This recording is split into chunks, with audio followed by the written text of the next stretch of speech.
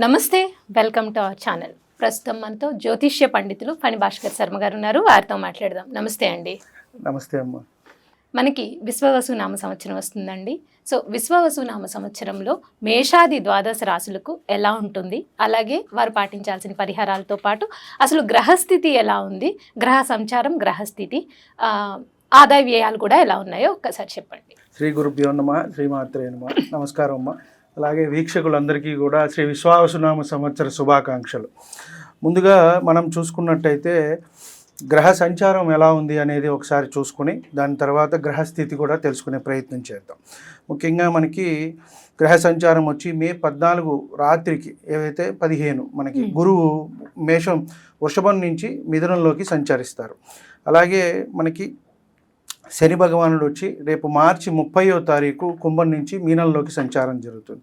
అలాగే రాహుకేతువులు కూడా వచ్చేటప్పటికి మే 19వ తారీఖు మీనం నుంచి కుంభంలోకి రాహు వస్తారు. అలాగే కేతువు కన్య నుంచి సింహంలోకి వెళ్తారు. సో ప్రధానంగా ఈ గ్రహస్థితిని మనం చూసి ఆధారం చేసుకుని మనం ఫలితాలు అనేవి నిర్ధారించడానికి మనం ప్రయత్నం చేస్తాం. ముఖ్యంగా ఎలా ఉంటుంది, ఏ రాశి వారికి ఎలా ఉంటుంది, వారికి నడిచే ముఖ్యంగా మహర్దశ అనేది ముఖ్యమండి. ఇది ఏమిటి అంటే గోచార ఫలితాలు, గ్రహ సంచారము అనేది మనం చూసుకుంటాం. ప్రతి గ్రహం కూడా ఒక నిర్దిష్టమైన సమయంలో కాలం తిరుగుతూ ఉంటుంది. రవి కానివ్వండి, రాహు కానివ్వండి, గురువు కానీ అతి ఎక్కువగా తిరిగేది వచ్చేటప్పటికి 2.5 సంవత్సరాలు శని భగవానుడు ఒక్కొక్క దాంట్లో.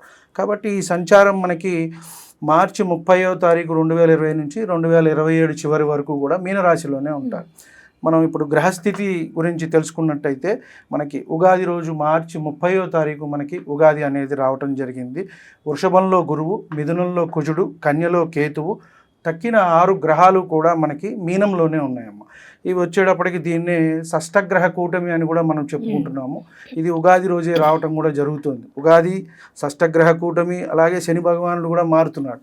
కాబట్టి మేజర్ ప్లానెట్స్ అన్నీ కూడా ఇప్పుడు మనకి ఈ చేంజెస్ అనేవి వస్తున్నాయి. కాబట్టి మీనంలో మనం ముందుగా చూసుకున్నట్టయితే రాహువు, రవి, చంద్రుడు, శుక్రుడు, బుధుడు, శని, ఈ 6 గ్రహాలు మనకి మీనంలోనే ఉంటాయి. కాబట్టి మనకి దీనివల్ల ఏదైనా ప్రభావం చూపిస్తుందా దేశ కాలమాన పరిస్థితుల మీద అనుకుంటే వాటి మీద కొంత ప్రభావం అనేది చూపిస్తుంది.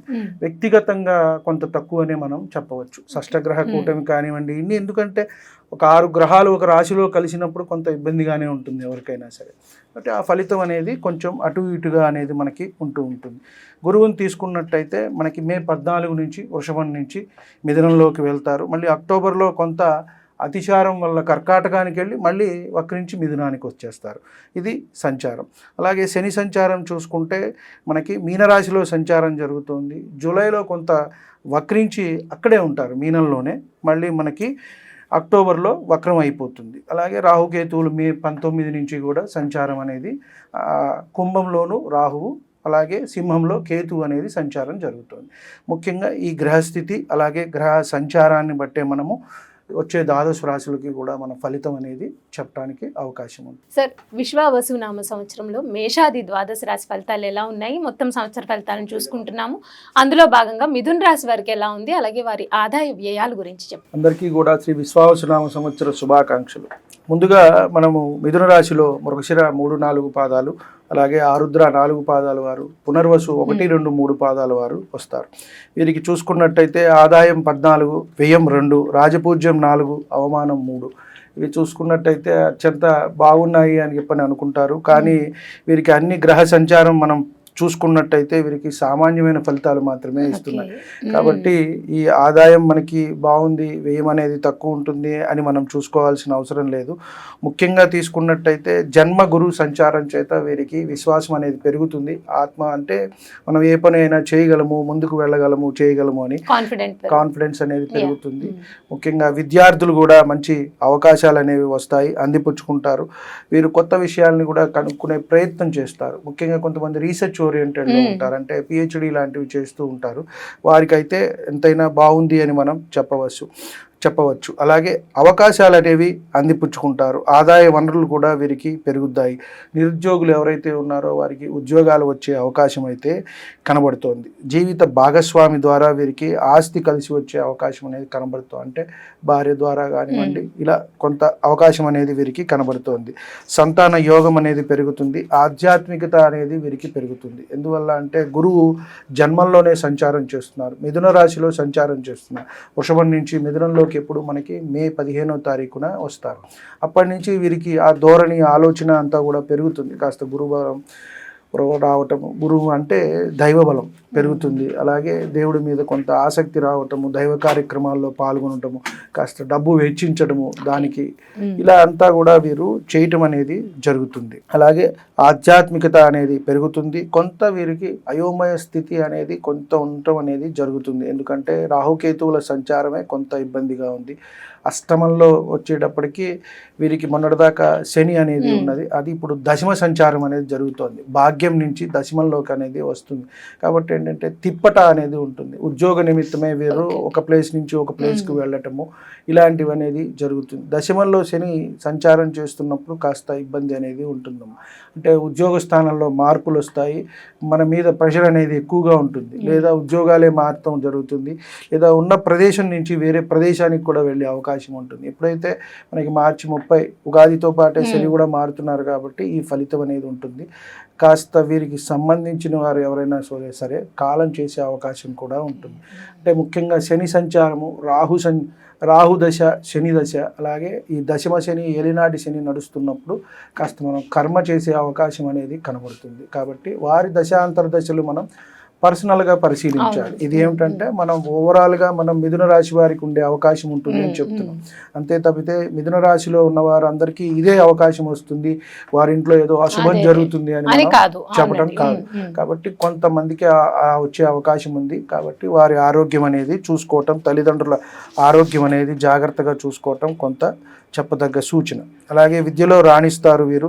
రాజకీయ రంగాల్లో ఉన్నవారికి కూడా మంచి అవకాశాలు వస్తాయి, ప్రతిష్టలు వస్తాయి.